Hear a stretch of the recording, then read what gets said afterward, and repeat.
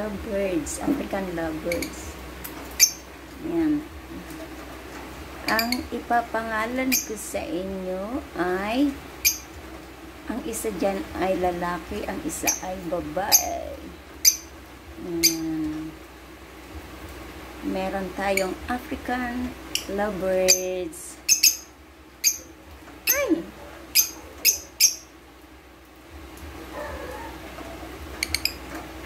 Yan. Ang isa, ang babae ay si anong papangalan natin? Oy! Ganda niya, oh. Matagal ko na itong inaasam na magkaroon ng African lovebirds. Ayan. Ayan. Bigla kong pininturahan yung aking bahay ng bird. Ayan. Bigla kong pininturahan. Tapos yan, andyan na sila, inilagay ko kasi naandun lang sila sa maliit na cage. So, meron akong malaking cage doon sa taas. Pero, hindi ko pa maayos. So, pansamantala, dyan muna sila sa maliit kasi dalawa lang naman sila. Yan. So, let me check kung ano ba ang kanilang buhay bilang lovebirds. Ayan. Parang sweet naman sila, pero kanina nag-away. Ayan, bigla kong sinaway. Pero okay naman sila pag sinaway. At gumawa na po ako dyan ng kanilang kainan at kanilang tubig gawa sa recycled bottle. Ang ganda nila, oh. Yan. Yan. Nung nagkuha ako ng result ng aking laboratory, nadaanan ko ito. So, yan. Binili ko na siya. Gustong gusto ko kasi, magkaiba yung ulo nila dyan. Ang lalaki, ang babae yung malaki ang ulo. Yan. Yung isa, yan, itong makulit, yan, lalaki yan. Lalaki yan. Ito, ang isa, babae yan. Yan. Dalawa lang. Ito po ang kanilang, food. Wala kasi akong, naubusan daw sila ng African, African bird food. Ayan. Kaya, yan lang muna ang aking binili. Nakabili na ako ng 1/4 talagang. Matagal na nila itong kakainin. So, meron na naman tayong bagong alaga. So, takpan ko at dito ko sila ilagay sa taas. So, ayan na sila. Oh, naghahalikan. Naghahalikan sila. So, yan. Marami na akong ginawa ngayong araw. Pagdating ko talaga, yan ang ginawa ko. Kasi, baka nauuhaw na sila o nagugutom. So, yan.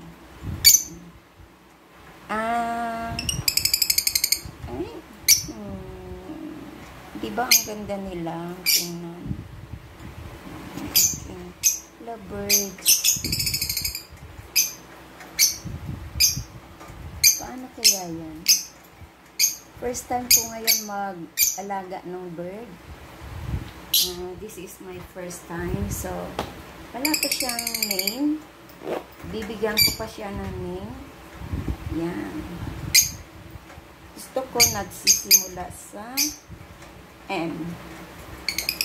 Kasi ang aking ang aking aso ay si Miley.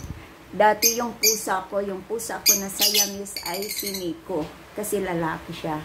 So, ito, ang papangalan ko dyan ay, sino ang babaeng papangalan natin? Ayan.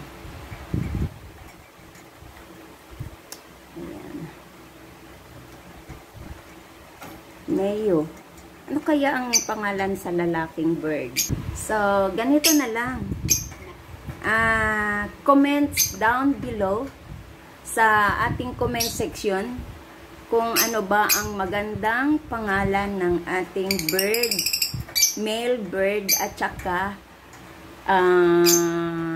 female bird, yung ating ipapangalan sa kanila.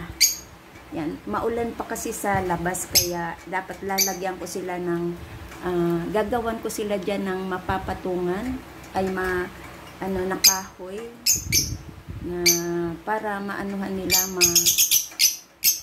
yan, wala kasi silang yan, dapat meron silang maanuhang kahoy diyan. Kaso wala. Nag-away. So, ang pangalan natin malalaman sa pangalawang sa part 2. Mamimili ako ng pangalan ng lovebirds na babae at lalaki. Yan. Diba? Ang ingay nila. Pero gagawan ko sila ng yung parang small tree. Gawan ko sila ng small tree, tapos na pwede nilang doon sila, yan. Tapos, gagawa ako ng bahay-bahay nila sa stick, yung drumstick, yan, gagawa ako para magkaroon sila. Doon sa malaking, meron ako sa taas yung malaking cage, yan, doon ko sila ilalagay. Pero yun ay luma ko yun. Dati ding kulungan ni Miley nung maliit pa si Miley, pero binilan ko na siya ng malaking hindi ko naman kinukulong talaga si Miley. She is free. Ayan. Kaya yan, pansamantala lang muna yan ang kanilang tirahan. At sa sunod, doon ko na sila ilagay sa malaki para makapaggalaw sila ng maayos. Ayan. At gagawa ako kukuha ako dyan sa garden ko ng kahoy para ilagay doon para meron silang alam mo naman, syempre bird, gusto nila sa kahoy talaga nakaupo. Yan. So, tapos gagawan ko sila ng bahay na lasag na para meron silang pugad-pugad. Diba? Ang kulit nila kanina, ang bait-bait kasi maliit yung kulungan nila. Very sweet nga sila kanina eh. Pero isang beses na sila nag-aaway. Nag-aaway. Sana hindi sila may tubig na sila dyan. Ayan. Pag nauuhaw sila, pwede silang at dyan sa baba, pwede rin silang maulan kasi ngayon kaya hindi ko sila makuna ng kahoy doon sa likod na dapat kahit stick lang sana. Ayan. Sa sunod ko na lang ipapakita sa aking part 2 at yan, para makagawa ako ng kahoy na kanilang patungan o yan at doon ko na sila ililipat sa malaking cage. Pipinturahan ko pa yun kasi luma na sa taas. So doon ko sila ilalagay sa taas sa terrace kasama ni Miley. Yan. Diba? Ang ganda nilang tingnan. Ay, in love na. Alam mo, pag dinala ko doon, dala-dala ko, ang mga tao talaga gustong-gusto nila. Kasi nag-grocery ako, iniwan ko siya doon sa package, sa package na nilagay ng mga binit-bit mo. Packing, ano yan? Tawag yan. So, doon lang siya. So, tuwang-tuwa talaga siya. Yung mama. Ayan. Makikita mo pag ang isang tao ay animal lover. So, pansamantala dyan muna kayo. Pero, baka bukas gawan ko sila ng